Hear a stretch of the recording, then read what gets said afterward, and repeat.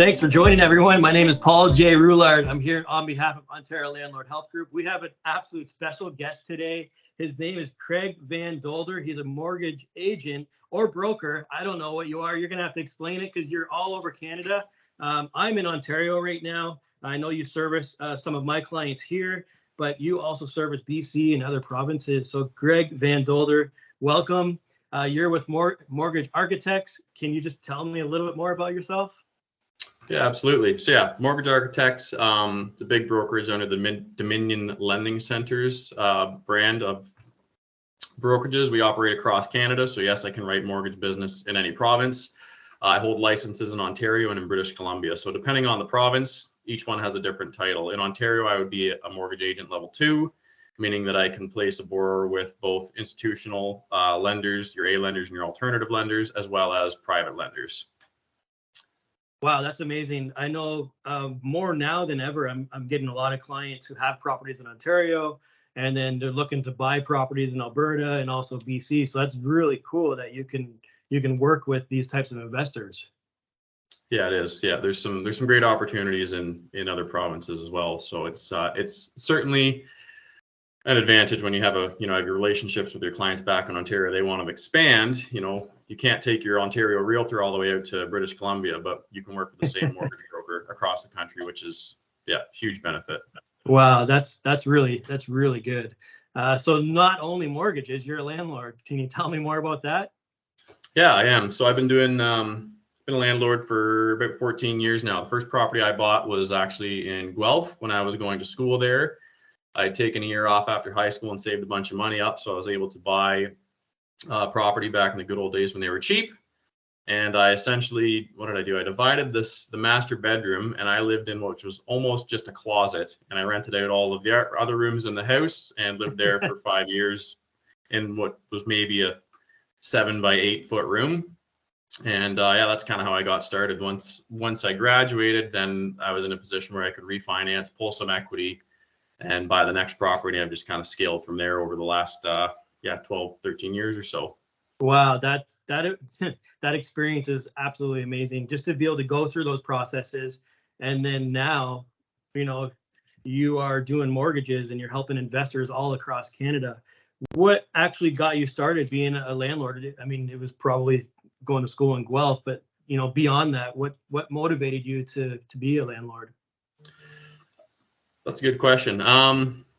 I didn't like the idea of throwing money away on rent personally, and I was in a position where I could buy something, so it just made sense at the time. And then after the first couple of years, I saw the power of, hey, someone else is paying my mortgage down for me.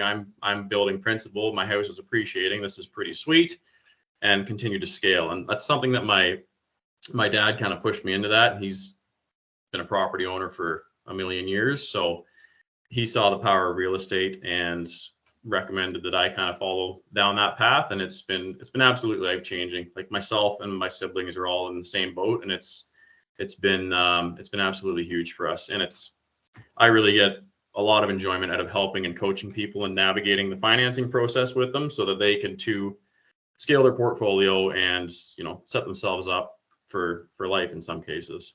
Wow, that's amazing. I know I grew up kind of off topic, but I grew up playing hockey and I was a goalie, and we used to go to practices, and where I grew up in Windsor, we never had goalie coaches or anything like that. So we were just kind of like, drilling pucks at the net.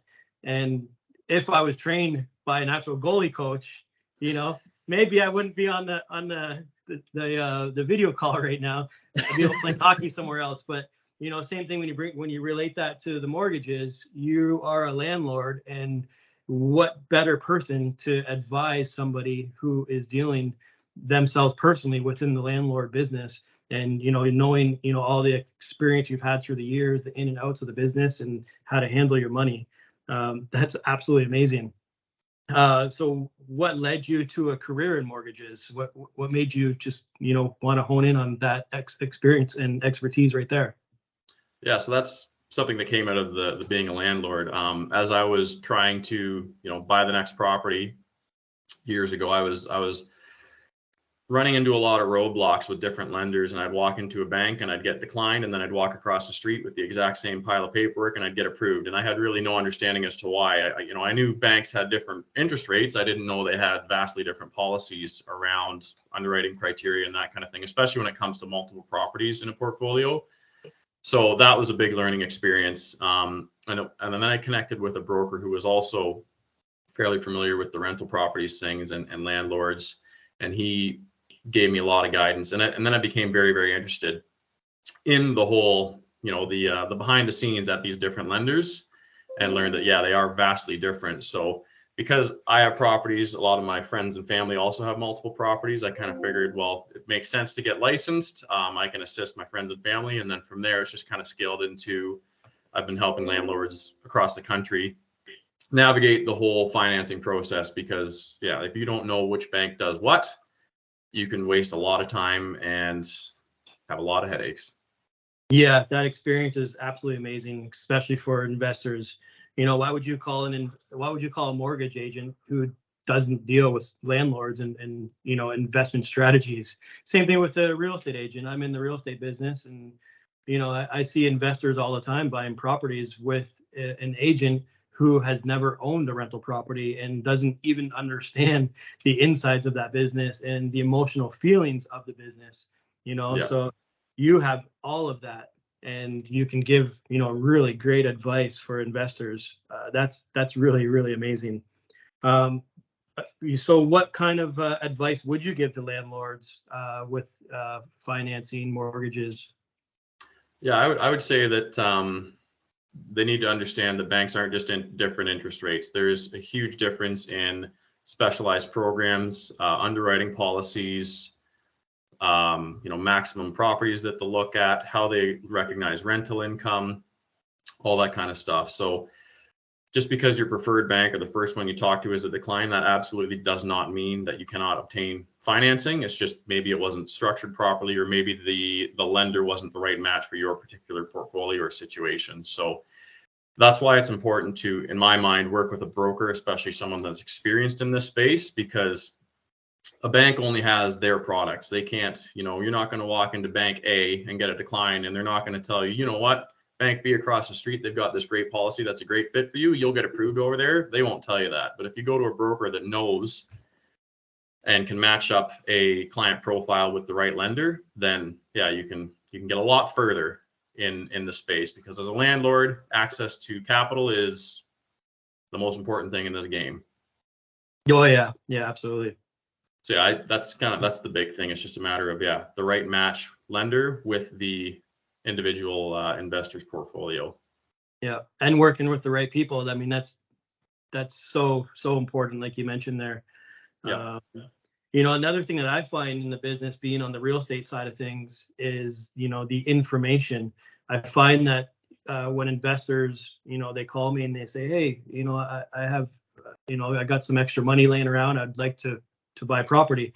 And a lot of times they're not really honest about their financial situation. And this is where I try to make them feel at ease, to be able to give me more information about their financial situation, because then we can give them more advice and a better strategy based on their financial situation.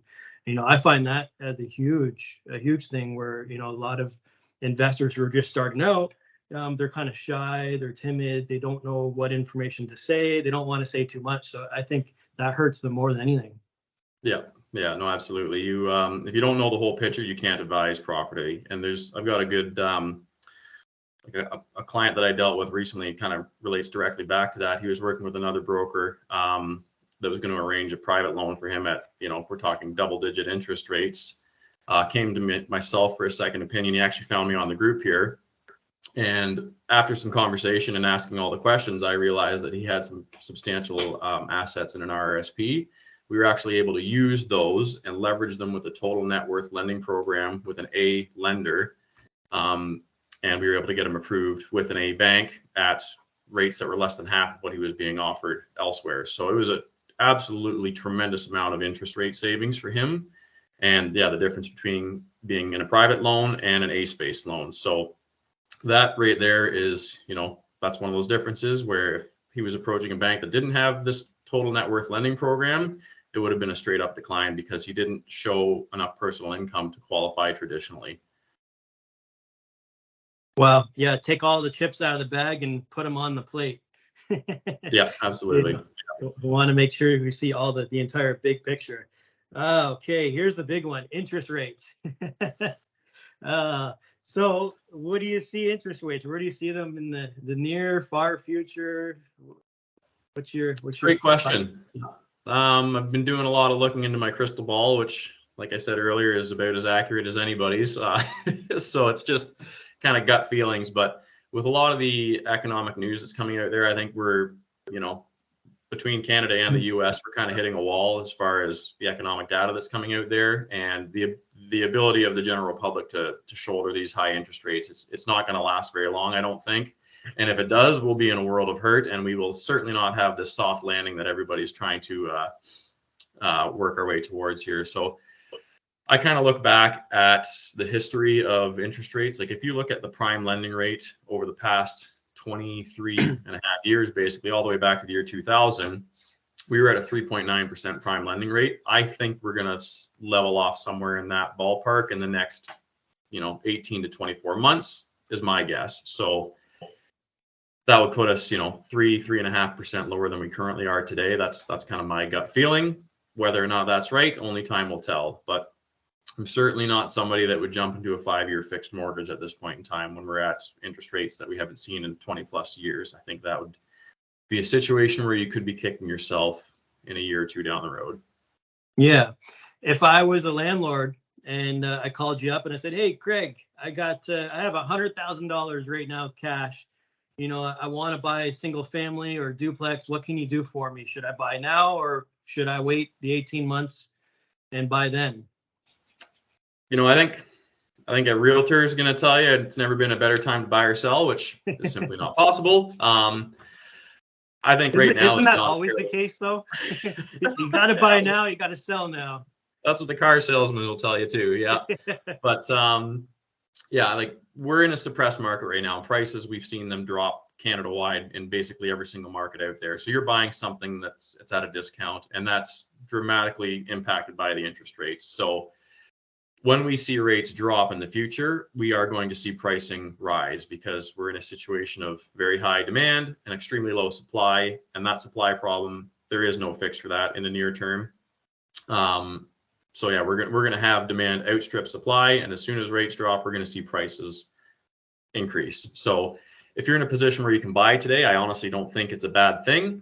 Your financing is going to be a big piece there. Like we just talked about, interest rates.